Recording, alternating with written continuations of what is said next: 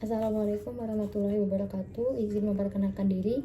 Nama Venus Amelia Rahmadani, NIM 24501111002. Saya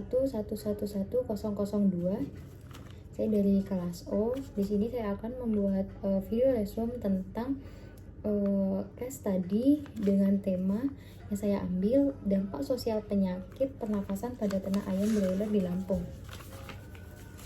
Untuk yang pertama, berdasarkan case study terdapat beberapa jenis lembaga.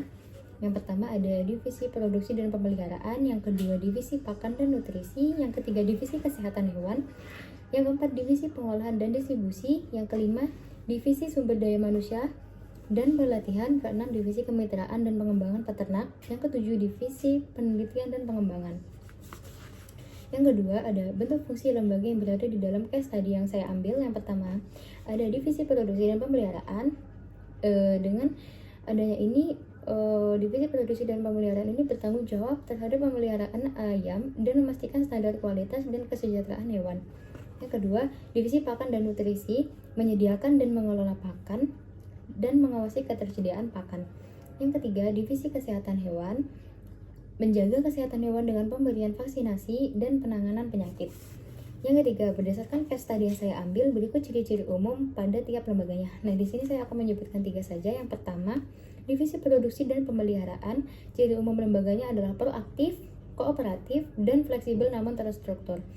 Untuk penjelasannya, proaktif ini mencegah masalah seperti penyakit atau penurunan kualitas lingkungan ternak dengan menetapkan tindakan pencegahan. Yang kedua, kooperatif. Divisi produksi dan pemeliharaan perlu bekerja sama dengan divisi lain seperti divisi kesehatan ayam. Yang ketiga, fleksibel namun terstruktur. Fleksibel untuk menyesuaikan proses sesuai dengan kondisi di lapangan. Yang kedua, divisi pakan dan nutrisi. Ciri umum lembaganya adalah analisis koordinatif dengan divisi lain. Dan yang ketiga, peduli lingkungan. Untuk penjelasannya sendiri, analisis ini, divisi pakan dan nutrisi menggunakan analisis data untuk memantau efektivitas pakan. Yang kedua, koordinatif dengan divisi lain, penjelasannya adalah bekerja sama erat dengan divisi produksi, pemeliharaan, dan kesehatan ayam untuk memastikan pakan sesuai dengan kondisi dan kebutuhan kesehatan ternak. Yang ketiga, peduli lingkungan, penjelasan ini adalah memperhatikan dampak pakan terhadap lingkungan. Yang ketiga, divisi kesehatan hewan. Ciri umum lembaganya adalah yang pertama, analisis dan data divisi. Kedua, tegas dan disiplin. Ketiga, berorientasi pada kesejahteraan hewan. Untuk penjelasannya pertama, analisis dan data divisi mengumpulkan dan menganalisis data kesehatan ayam. Yang kedua, tegas dan disiplin. Penjelasannya adalah tegas dalam penerapan antara kesehatan atau membatasi akses ke area tertentu. Yang ketiga, berorientasi pada kesejahteraan hewan. Penjelasannya adalah memastikan ayam dipelihara dalam kondisi yang nyaman dan minim stres. Dan yang terakhir, pada case tadi terdapat satu perilaku penyimpangan terhadap norma-norma dan nilai-nilai dalam suatu masyarakat, yaitu penyakit pernapasan pada ayam broiler memiliki dampak sosial pada masyarakat dan lingkungan di sekitar peternakan. Beberapa dampak sosialnya, yang pertama, pengurangan lapangan pekerjaan. Yang kedua, gangguan kesehatan masyarakat. Yang ketiga, stigma sosial terhadap produk ayam. Yang keempat, beban tambahan bagi peternak kecil dan menengah. Yang kelima, tekanan pada hubungan kemitraan.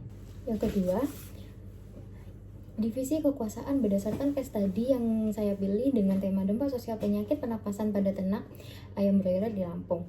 Divisi kekuasaannya, pada PT Ciomas Adi Satwa di Lampung, kekuasaan dapat didefinisikan sebagai otoritas atau wewenang yang dimiliki oleh pihak-pihak tertentu dalam perusahaan untuk mengambil keputusan, mengutarakan tindakan, dan mengontrol sumber daya perusahaan demi mencapai tujuan operasional dan strategis.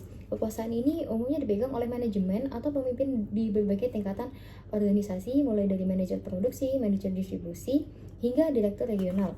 Yang kedua, dimensi kekuasaan. Ada beberapa dimensi kekuasaan di PT Ciomas Adi Satwa dengan peternak lain, yaitu yang pertama, kekuasaan ekonomi, yang kedua, kekuasaan informasional, yang ketiga, kekuasaan legal dan kontrak. Yang ketiga, ada saluran kekuasaan. Saluran kekuasaan yang digunakan oleh PT Ciomas Adi Satwa dalam hubungannya dengan peternak lain adalah salur komunikasi, kebijakan, dan interaksi yang memungkinkan perusahaan mengelola, memengaruhi, dan mengarahkan peternak mitra untuk mencapai standar operasional yang diinginkan. Yang pertama, kontrak kemitraan. Melalui perjanjian atau kontrak kemitraan, PT Ciumas Adi Satwa dapat menetapkan syarat dan ketentuan yang harus dipatuhi oleh peternak. Yang kedua, pengawasan dan audit rutin. Perusahaan melakukan pengawasan dan audit rutin untuk memastikan peternak mematuhi standar operasional dan kualitas yang ditetapkan. Yang ketiga, penyediaan teknologi dan peralatan. Melalui dukungan teknologi ini, perusahaan dapat memastikan bahwa peternak menggunakan peralatan dan metode yang sesuai dengan standar perusahaan, sekaligus meningkatkan ketergantungan peternak pada fasilitas yang disediakan. Yang keempat, sumber kekuasaan. Sumber-sumber kekuasaan yang dimiliki PT Ciumas Adi Satwa dalam hubungannya dengan peternak lain berasal dari beberapa basis utama yang mencakup modal ekonomi, akses pasar, serta kontrol terhadap informasi dan teknologi. Yang pertama, ada modal dan investasi finansial. Modal ini memungkinkan perusahaan untuk mempengaruhi peternak yang membutuhkan stabilitas ekonomi dan dukungan keuangan, terutama untuk biaya operasional dan produksi yang tinggi. Yang kedua, akses ke jaringan pasar dan distribusi.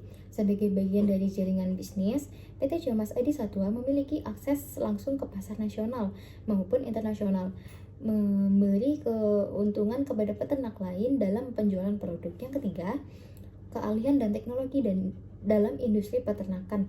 Perusahaan memiliki pengetahuan mendalam tentang manajemen, produksi, kesehatan hewan, dan teknologi terbaru di industri peternakan.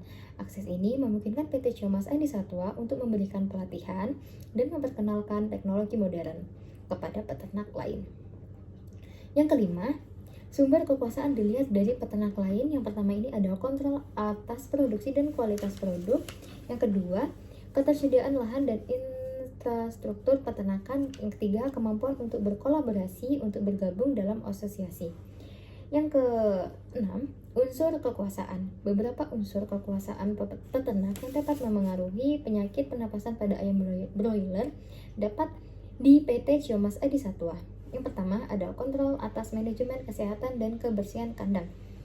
Peternak memiliki kekuasaan langsung dalam menjaga kebersihan dan kesehatan kandang, termasuk pengaturan sirkulasi udara, pembersihan rutin, dan pengelolaan kelembapan. Yang kedua, pemilihan dan pemberian obat-obatan serta vaksinasi. PT Ciumas Adi Satwa biasanya menyediakan atau merekomendasikan obat-obatan atau vaksin untuk mengendalikan penyakit pada ayam broiler. Yang ketiga, pengendalian lingkungan kandang, suhu, dan kelembapan. Peternak bertanggung jawab dalam pengelolaan suhu dan kelembapan yang memengaruhi risiko penyakit pernafasan. Yang ketujuh, cara-cara mempertahankan kekuasaan. Yang pertama, memastikan kualitas produksi. Yang kedua, meningkatkan keahlian dan pengetahuan teknis. Yang ketiga, membangun jaringan dan asosiasi peternak. Yang keempat, menjaga kepercayaan dan reputasi dalam komunikasi lokal. Yang kelima, memelihara transparansi dalam komunikasi. Bentuk-bentuk wewenangnya, bentuk-bentuk wewenang peternak ini, yang pertama ada wewenang teknis dan operasional. Yang kedua, wewenang kesehatan dan keselamatan ternak. Yang ketiga, wewenang dalam hubungan kemitraan dan kontrak.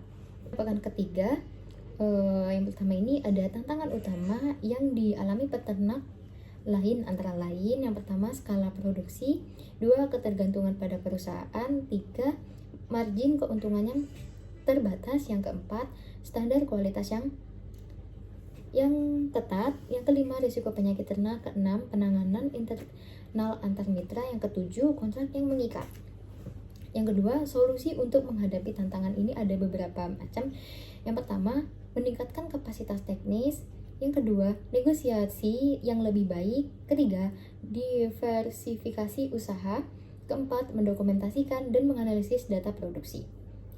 Yang ketiga, kerjasama yang dilakukan oleh peternak kepada PT Ciumas Adi Satwa. Ada beberapa macam. Yang pertama, pemberian sarana produksi. Nah, ini mencakup bibit unggas, pakan ternak, obat-obatan, dan vaksin. Yang kedua, itu ada penyediaan pendampingan teknis, mencakup teknologi peternakan, konsultasi rutin. Dan yang ketiga, ada skema bagi hasil atau kontrak harga. Ini mencakup skema harga tetap dan skema bagi hasil. Untuk yang terakhir ada dukungan finansial dan modal. Ini mencakup pinjaman modal kerja, dan fasilitas kredit. Yang kelima, manfaat kerjasama bagi peternak ini ada beberapa macam juga. Yang pertama, jaminan pasar. Yang kedua, penurunan resiko usaha. Ketiga, akses ke teknologi yang modern. Yang keempat, peningkatan kualitas hidup. Untuk pekan keempat, di sini ada bagaimana tahapan proses perubahan sosial yang terjadi. Proses perubahan sosial yang sangat mungkin terjadi pada peternak yang bekerjasama dengan PT Ciumas Adi Satwa antara lain yang pertama, perubahan dalam pola pikir dan cara kerja. Munculnya pola pikir wirausaha yang lebih maju di mana peternak tidak hanya berorientasi pada produksi tetapi juga pada efisiensi dan kualitas. Yang kedua, perubahan struktur ekonomi lokal. Peternak dapat meningkatkan akses ke pendidikan untuk anak-anak mereka, perbaikan rumah, dan kesejahteraan keluarga. Yang ketiga, perubahan hubungan sosial dan komunitas. Yang keempat, perubahan status sosial. Ini munculnya kepercayaan diri di kalangan peternak untuk berpartisipasi dalam kegiatan sosial atau mengambil peran kepemimpinan di desa. Yang kelima, adaptasi terhadap standar global.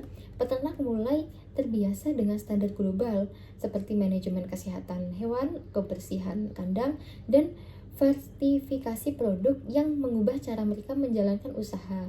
Selain itu, terjadi peningkatan wawasan tentang kebutuhan pasar modern dan peluang sektor. Kesimpulan dari